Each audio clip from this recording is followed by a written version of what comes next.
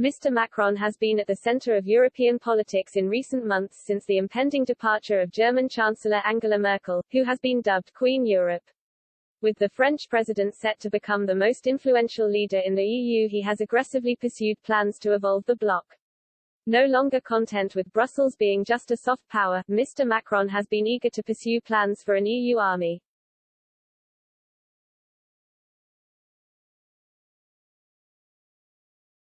However, last month such plans were undermined after Australia formed the AUKUS security pact with the US and the UK, which is aimed at maintaining Western influence in the Asia-Pacific.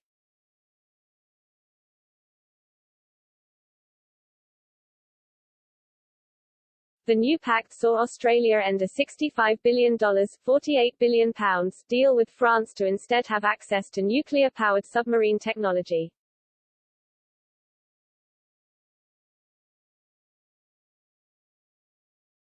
Mr. Macron was said to be furious at the move, while Paris called the deal a stab in the back, and subsequently recalled ambassadors from Canberra and Washington, D.C. in protest.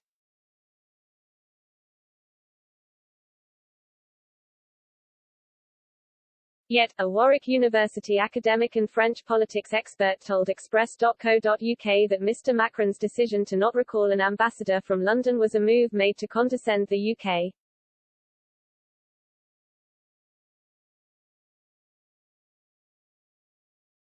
Professor David Lees said, "I think it was really interesting France didn't recall the ambassador from the UK when it did recall those from Australia and the US.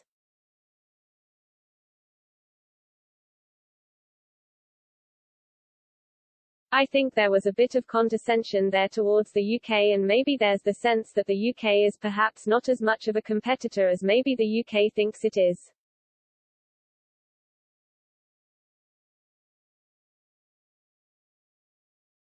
Tensions have built between the UK and France in the past 5 years, largely due to ill-tempered Brexit negotiations.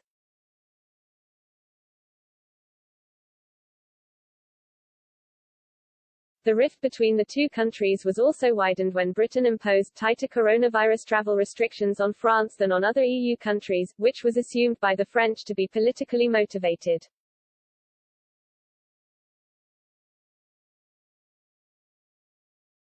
Tempers have also flared over the long-standing issue of migrants crossing from France to the UK, with Home Secretary Priti Patel having threatened to turn back boats and withhold cash for French coastal patrols.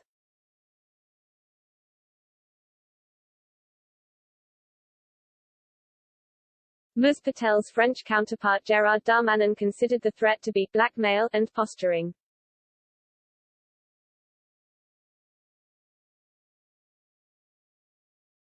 With France repositioning itself as the EU's most influential nation in the wake of Angela Merkel stepping down from power, Professor Lees claimed that France will have huge control over what happens in the UK.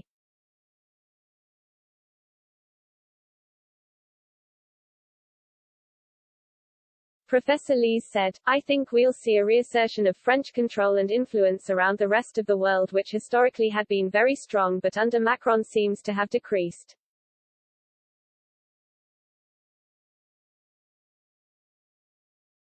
In recent months and years there has been a real decline of France on the world stage. This is going to really shift France back onto the world stage as a leading power.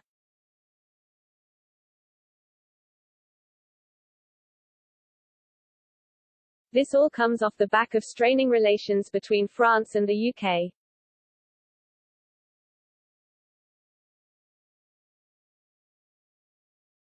I would say it's probably the worst, the lowest point in France-British relations, certainly that I can remember, certainly in recent times.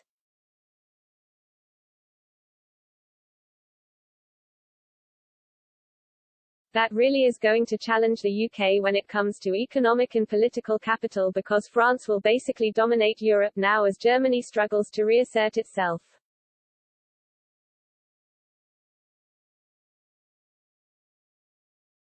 Professor Lees added, France has huge control over what happens in the UK, whether that's the recent immigration crisis, control over who's able to cross the border, whether that's in terms of materials often being channeled through Calais.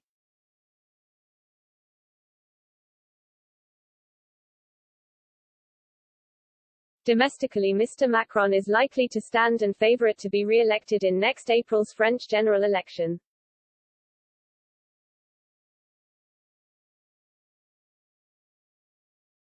The centrists' main challengers are thought to be far-right candidates Marine Le Pen and Éric Zemmour.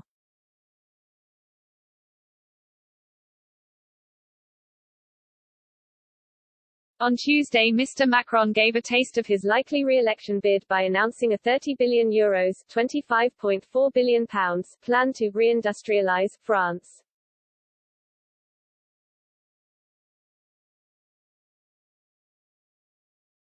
The president wants to make France a global leader on green hydrogen, create new nuclear reactors, and invest in French television series and video games to offer a challenge to the likes of Netflix.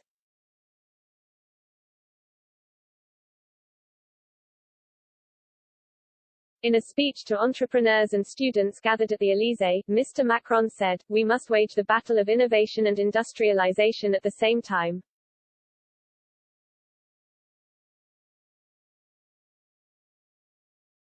We need a country that produces more.